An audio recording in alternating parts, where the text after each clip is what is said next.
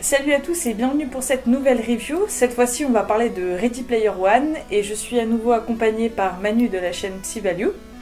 Donc on sort à peine de la séance, on vient directement du cinéma et on va essayer cette fois-ci de faire une critique un peu à chaud. Et voilà, donc On s'essaye, c'est un essai. Voilà, c'est juste un essai. Donc on va parler donc de Ready Player One qui est réalisé par Steven Spielberg. Donc, alors déjà, qu'est-ce que toi t'en as pensé du film ? Comme ça, chaud, j'ai surkiffé, mais pas hypé. Vraiment, j'ai kiffé, mais j'ai pas trop hypé. Enfin, pas trop hypé non plus. Moi c'est pareil, j'étais hyper impatiente de voir le film. Tout le monde en parlait, tout le monde disait ouais mon dieu le film de l'année. Sur Twitter c'était vraiment plein de... Voilà, plein de critiques hyper positives et surtout vraiment il y avait une grosse hype autour de ce film. Ce qui a fait qu'au final j'ai vraiment aimé, hein. Le film est vraiment super, mais la hype en fait je m'attendais à mieux. Parce que les gens m'avaient vendu un peu trop de rêves et je pense que c'est comme les bandes annonces, il faudrait un peu se calmer sur les bandes annonces et sur la hype qu'on met sur le film avant que... Voilà, parce que ça m'a vraiment gâché et je m'attendais à un retournement de situation et au final, voilà, ça n'empêche pas que le film était génial, vraiment j'ai passé un super bon moment. Ouais, ça vaut le coup. Mais voilà, c'est juste que... La prochaine fois, j'essaierai de me préserver aussi de Twitter, en plus des bandes annonces, pour éviter d'être déçu. Voilà, juste pour ça. Donc je laisse raconter Ready Player One. Pour le coup, l'histoire est assez con, hein, c'est assez simple. C'est c'est l'histoire de Wade Watt, je crois. Je sais pas, il avait un accent à couper au couteau. Wade Watts, donc c'est l'histoire de Wade Watts qui vit en 2046 à Boston. Non, c'est Columbia, non ? Columbia, dans le district de Columbia. Visiblement, on comprend que la Terre est surpeuplée, il y a plus de place, tout le monde s'empile les uns sur les autres. Gros univers comme ça. Et tout le monde, en fait, joue à un jeu, un gros MMORPG qui s'appelle donc l'Oasis. Et il se trouve que donc dans Oasis, il y a des easter eggs, un easter egg qui a été laissé par le créateur du jeu. Et quiconque trouve l'easter egg détiendra sera le patron du jeu, quoi. En gros, il pourra prendre... non seulement il sera le patron du jeu, mais en plus de ça, il héritera d'une grosse fortune. D'une très grosse fortune. En anglais, c'était un demi-trillion de dollars, donc je pense que ça doit être un trillion, je crois que c'est un milliard. Je sais pas, parce que comme il parle souvent d'argent dans ce film... Milliards, beaucoup d'argent. Beaucoup d'argent. Et donc voilà, en gros, on va suivre les aventures de Wade Wyatt. Et de ses copains. Pour trouver ces easter eggs. Forcément... Il y a, comme toute entreprise, il y a des patrons qui ont repris ça après la mort du créateur. Et forcément, le fait de laisser ça à un inconnu, une grosse fortune et le contrôle d'Oasis, ça plaît pas. Et comme dans n'importe quel film, forcément qu'on va retrouver de ce type-là, il va tout faire pour empêcher le héros de s'emparer du jeu et de la fortune en essayant de le soudoyer. Et puis, forcément, en essayant de lui mettre des bâtons dans les roues. Donc en ce qui concerne les points positifs, déjà, moi j'aimerais bien commencer par le visuel. Vraiment, le film est magnifique. Ça, il n'y a pas à chier. Il faut aller le voir en 3D. Il faut aller le voir en 3D. Il faut vraiment en profiter dans une salle de cinéma. Parce que, à mon avis, l'expérience qu'il y aura à la maison sera radicalement différente. À part si vous avez la chance d'avoir un écran 4K en 3D, là je pense que vous pourrez apprécier autant le film qu'au cinéma, mais c'est vraiment à voir au cinéma. C'est vrai que visuellement c'est super beau, il y a plein d'endroits où c'est assez sombre, mais au final, c'est censé être sombre, mais au final ça reste quand même beau, ça reste propre, ça reste très visible. Il y a la 3D est bonne, je dirais pas extraordinaire non plus, moi je l'ai pas senti extraordinaire que ça. Elle passe, elle fait pas mal aux yeux, elle passe très bien. Donc j'ai eu des meilleures expériences pour d'autres films de la 3D. Moi je suis un peu en désaccord là-dessus. Voilà, il y a beaucoup d'effets de particules qui, en pas 3D, passeraient moins bien. Ah, je dis pas... Au niveau des effets de particules, c'est quand même énormissime. Non, je dis pas le contraire, je dis juste que il était pas ouf, enfin que la 3D n'était pas ouf, elle était bonne, il y a pas de problème. Mais moi personnellement je l'ai pas trouvé ouf. J'ai eu des meilleures expériences avec d'autres films en 3D qui m'ont rendu plus joyeux. Aussi on voudrait parler des références parce que ça a été un des gros points de Ready Player One. Quand le trailer est sorti, il a été détourné énormément de fois en mettant plein de références à la con sorties de nulle part. Parce que justement dans le trailer il y avait plein de références à la con sorties de nulle part, donc on comprenait pas trop où est-ce que le film voulait en venir, si ce n'est dire regardez il y a la DeLorean, regardez il y a ceci, regardez il y a cela, regardez il y a du Overwatch, etc.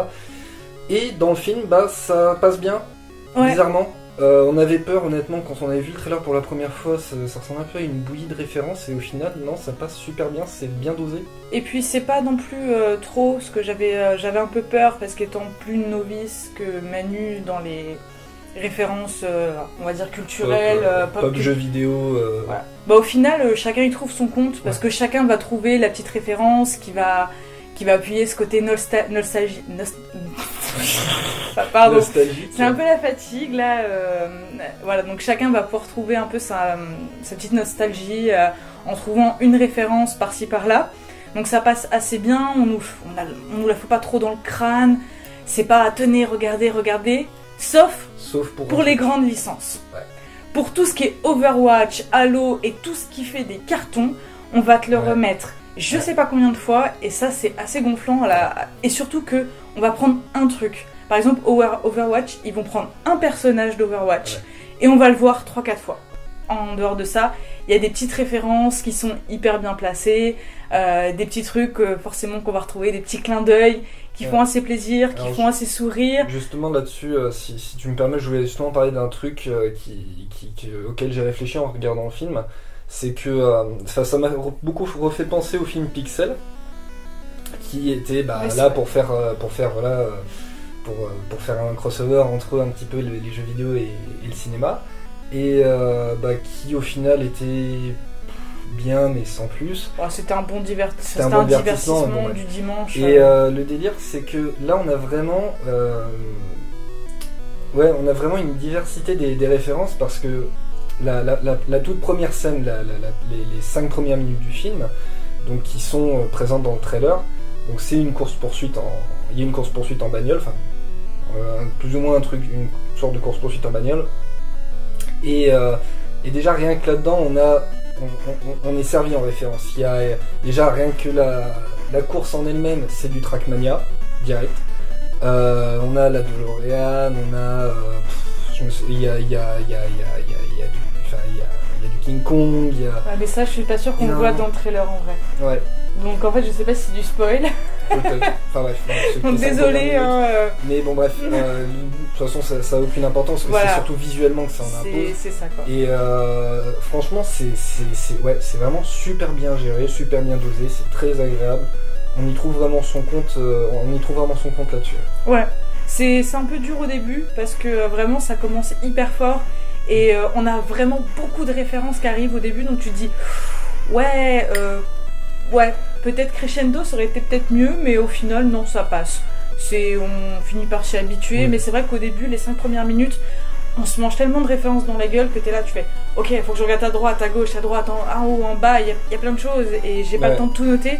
Donc au début c'est vrai que c'est un peu déroutant, tu te dis concrètement je dois regarder quoi, Au bout d'un moment il faut dire bon, j'arrête de chercher la petite bête, je vais me concentrer sur l'histoire et puis les références, on regarderait ça plus tard si besoin. Donc bon courage à tous ceux qui veulent trouver toutes les références dans ce film, parce que ça va être un petit peu compliqué et en une séance en tout cas ce sera un peu compliqué, donc je vous conseille d'attendre la sortie en DVD, vous allez moins perdre votre temps.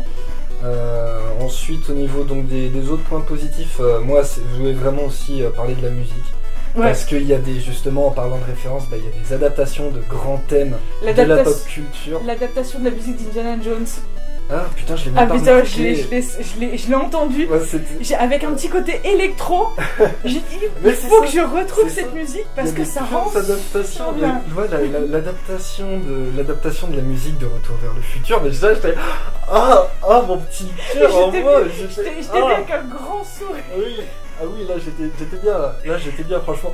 C'est une adaptation, enfin, on reconnaît le thème, mais c'est pas le thème d'origine, il a juste été légèrement adapté, modifié, version électro on va dire, mais c'est tellement bien foutu. Franchement, il a été respectueux, les adaptations de thèmes musicaux sont respectueuses, je trouve, des thèmes originaux, quoi. Ouais, non, ça va, en fait, c'est vraiment tout ce point positif où chaque petite référence est bien faite, juste que forcément les grosses licences, c'est un peu trop surexposé, mais au final, dans l'ensemble, ça passe quand même, quoi, ça gâche pas et tout est bien fait, c'est pas trop, c'est assez bien, la musique, le visuel, les références, ça passe bien, l'histoire en elle-même est sympa. Elle est bien. Elle est bien. Alors justement, là, on va arriver plutôt au scénario. Donc, en ce qui concerne l'histoire, c'est vrai que donc la morale, de toute façon, c'est aussi compris dans le trailer, mais c'est vrai que la morale, c'est aussi sur le fait de la surutilisation des jeux vidéo. Ouais.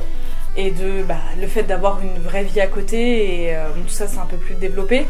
Donc, c'est vrai que l'histoire, ça peut toucher certaines personnes. Enfin, je pense que ça doit toucher plus les plus jeunes personnes qui n'ont pas encore compris que les jeux vidéo, parfois, ça peut être néfaste, parce que nous deux et plein de monde, je suppose, ont déjà connu cette période où quand ça va pas trop bien dans ta vie, tu te caches dans les jeux vidéo, et voilà, tu t'oublies la vie qui est à côté, parce que les jeux vidéo, ça te fait du bien, et au final, en vrai, ça te fait pas du bien, parce que la vraie vie, c'est quand même ce qui est le plus important, et c'est le message qu'essaie de faire passer le film, et il le fait bien. Mais il le fait, on va dire, version pour enfants. Disons que ça, c'est le truc en fait, c'est que donc le thème du film, dans l'ensemble, le thème du scénario, c'est en effet il y a deux trucs du scénario. D'une part, il y a la quête du personnage principal, Wyatt, et il y a d'un autre côté donc le thème de la vie réelle par rapport au monde virtuel. Et c'est vrai que ça. Donc c'est bien traité, c'est une certitude, on va pas dire le contraire, c'est super bien traité. Mais c'est traité pour des enfants. Ça, faut être prévenu, enfin on s'en rend compte de toute façon en regardant le film.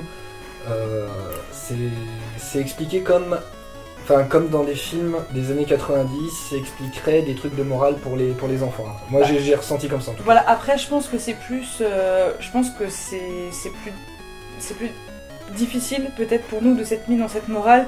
Et pour ceux qui ont déjà justement connu cette période où tu t'essaies de fuir le plus possible ta vie réelle. Cette période en gros où par exemple, comme on a fait, où tu passes 2 semaines ou 1 mois sur WoW, que tu vas te faire à peine un repas par jour, que tu vas te prendre une douche je sais pas tous les combien, que tu vas te faire livrer la bouffe chez toi parce que t'as pas envie de cuisiner. Voilà, t'as tes seules nourritures seront les clopes et les pizzas. C'est ça, parce que juste t'as envie de... Parce que t'es bien dans ton jeu et que t'as pas envie de penser au monde extérieur. Et puis que forcément, des fois, t'as une mauvaise nouvelle ou la vie va pas trop bien en ce moment, donc forcément tu te réfugies dans ce monde-là. Donc c'est vrai que pour toutes les personnes qui ont déjà traversé cette période, qui est un peu... chaque joueur a un peu expérimenté au moins une fois, c'est vrai que la morale va sembler un petit peu... mais en soi ça reste quand même bien, parce que si on se positionne en tant que personne qui n'a pas expérimenté ça et qui n'est pas non plus hyper à fond dans les jeux vidéo ou qui joue occasionnellement, c'est vrai que c'est bien, ça peut aussi réconcilier justement entre ces personnes qui disent ouais, les jeux vidéo c'est mauvais, mais en fait non, dans le film c'est montré que les jeux vidéo c'est pas si mauvais que ça, et la vie réelle c'est pas si mauvais que ça non plus. C'est essayer de trouver un juste milieu pour apprécier pas forcément que les jeux vidéo, mais ça peut passer aussi par le cinéma, par d'autres passions, comme quoi que voilà, tout n'est pas mauvais, tout n'est pas forcément bon, mais qu'il faut pour chaque chose savoir doser un petit peu et aussi profiter des moments dans la vie réelle, quoi. Ça fait un petit peu bisounours quand je dis ça, mais c'est... en soi c'est le message du film, voilà. Et fait passer version bisounours. Et il y a aussi une autre, on va dire, petite sous-lecture qu'on peut faire, que j'ai trouvé assez sympa. Après moi c'est plus par rapport à mon expérience personnelle, c'est l'amitié avec les personnages, enfin avec les gens avec qui tu joues dans les jeux en ligne. Parce que moi je sais que je sais que par exemple sur WoW j'ai rencontré des personnes très sympas. D'ailleurs Fred, si tu me regardes, Salut. Et c'est vrai que j'ai rencontré des gens très sympas avec qui j'ai eu beaucoup de plaisir à jouer dans un premier temps. Je ne connaissais même pas leur nom, leur visage. Et au final, c'est devenu des personnes avec qui je continue d'entretenir une relation depuis un certain bout de temps. Et puis avec qui on discute autrement que sur des jeux. Même si je joue plus à WoW, je sais qu'il y joue encore. Et même ça ne nous empêche pas de continuer à parler. Et c'est vrai qu'il y a ces petits trucs les amis sur les jeux vidéo peuvent aussi devenir des amis dans la vie réelle. Donc c'est assez mignon. Et vraiment, ce film va pas nous dire jouer c'est mal, rager c'est mal, juste dire faites attention, c'est bien de jouer, c'est une bonne chose, ça peut permettre une bonne évasion, mais faites attention, vous jouez parfois aussi avec des vrais gens, c'est pas non plus votre vie que vous perdez dans un jeu vidéo, c'est pas votre argent un peu, mais c'est pas la mort, donc c'est vrai que c'est des petits messages qui sont bien traités, et qui sont pas martelés dans la tête à chaque fois pour dire non, le jeu vidéo c'est mal. Voilà, juste ça. Maintenant on va passer à la partie spoil. Au moins on sera sûr que personne nous engueulera parce qu'on a spoilé. Donc c'est surtout sur les points négatifs peut-être qu'il y a plus de spoil en fait. Je vais juste finir un peu sur les points positifs avec ces spoils quand je parlais de petites références qui sont bien faites. C'est quand à un moment t'as le grand géant de fer qui tombe dans la lave avec le petit pouce en l'air, ça fait plaisir, c'est vrai que c'est des petites références comme ça qui sont assez bien. Mais donc je te laisse attaquer sur les points négatifs, surtout. Le principal souci que j'ai eu personnellement c'était par rapport à certaines facilités de scénario qui reposent sur des détails qui à mon sens auraient quand même pu avoir une certaine importance. Par exemple quand Machine, je me souviens plus de son nom, la nana... elle s'appelle Samantha dans la vraie vie. Ouais, quand Samantha est prisonnière de IOI et qu'elle est dans son petit box de travail et que ses copains l'aident à s'échapper de ce box de travail. En fait, il y a un truc qui est facilement accessible, machin. Genre pour sortir, il suffit juste de lever les bras. Et surtout, la nana doit s'échapper du complexe IOI. Elle sort par la porte principale et puis il n'y a personne qui... Non, c'est... Après tout le monde est occupé à se mettre sur la gueule, donc forcément peut-être que ça peut expliquer qu'elle peut sortir. Mais c'est vrai que ça reste un peu facile quoi. Moi c'est surtout quand elle a pris la place dans le fauteuil du grand méchant et qu'elle se cache derrière le canapé et puis après qu'elle sort comme ça, genre la porte elle s'ouvre, elle se ferme, ça personne n'a entendu. Elle fait comme une glissade, il n'y a personne qui se retourne, c'est un petit peu gros quand même. Ça c'est peut-être une affliction actuelle parce que tu regardes Walking Dead, il y a des walkers qui tombent des escaliers, personne ne les entend, ça ne réveille personne, là c'est pareil. Oui d'ailleurs, spoil si vous n'avez pas vu par contre le dernier épisode de The Walking Dead. Et là c'est pareil, la nana elle ouvre une porte, la porte se referme et on entend que ça claque et non c'est pareil. À croire que la nouvelle génération devient sourde. Ouais. Trop de masturbation. Voilà.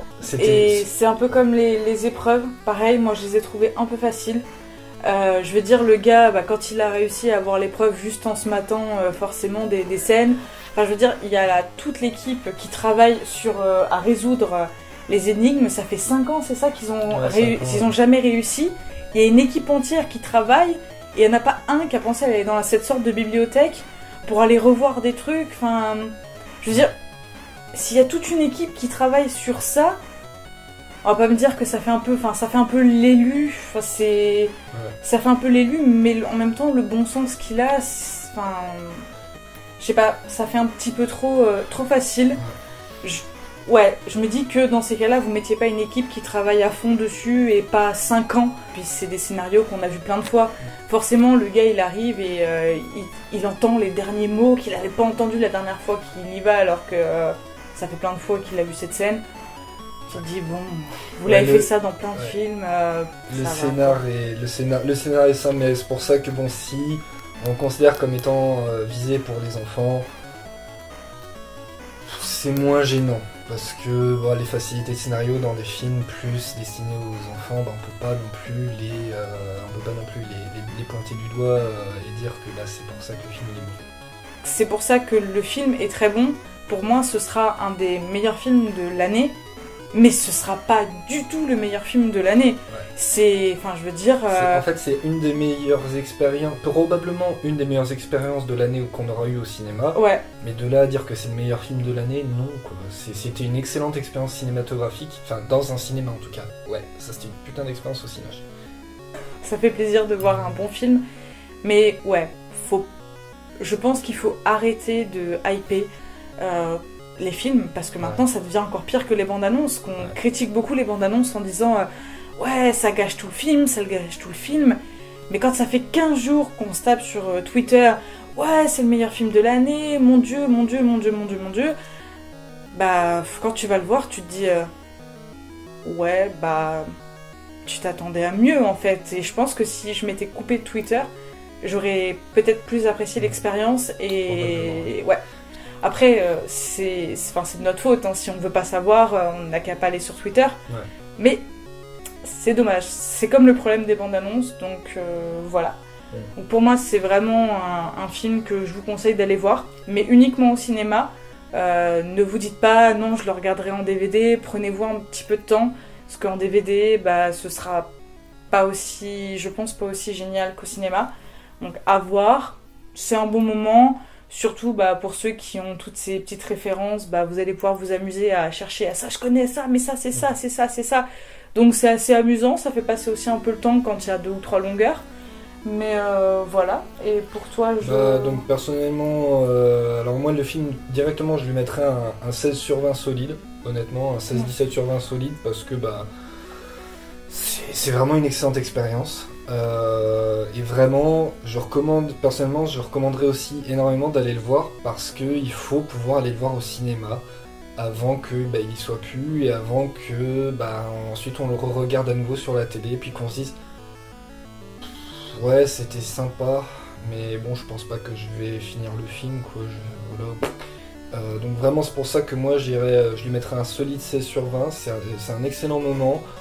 C'est pas non plus le méga film de l'année qui va te faire ressentir plein de trucs. C'est super bien. Ouais, c'est vraiment très bien. Tu ressens vraiment que t'as passé un bon moment. Mais bon, enfin moi, il m'a pas fait vibrer l'accord de l'enfance en particulier. Il m'a pas fait vibrer l'accord de l'hype en particulier. C'était bien. Mais juste pour finir et pour vous donner un petit argument de plus pour aller le voir, en fait, il faut y aller déjà si vous avez pu vous préserver un petit peu et essayer d'aller le voir en vous disant que de toute façon, vous n'allez pas voir le film comme un autre va le voir, parce que chacun va y trouver un petit peu son petit message et sa petite référence, son petit message et sa petite expérience personnelle qu'il a eue avec ses éléments de pop culture ou pas ses aventures, mais ses expériences qu'il a pu avoir avec les jeux vidéo. C'est vraiment quelque chose, un film qui a la possibilité en fait on peut s'accaparer un petit moment et on va pas le voir de la même façon parce qu'on n'aura pas vécu la même enfance, parce qu'on n'aura pas vécu les mêmes expériences de jeux vidéo. Voilà, c'est ça. Il y en a qui étaient GameCube. C'est assez sympa d'aller voir ce film et de se dire oh bah voilà, moi c'était mon enfance parce que ça, et là c'était bah non, moi c'était mon enfance parce que ceci. C'est vrai que c'est une expérience qui permet d'être un peu plus personnelle et c'est assez cool. Donc sur ce, on va vous laisser et on vous conseille vraiment d'aller le voir. Ivy vous dit bonsoir. Ouais. Et nous aussi. Et on vous fait des gros bisous. Ciao.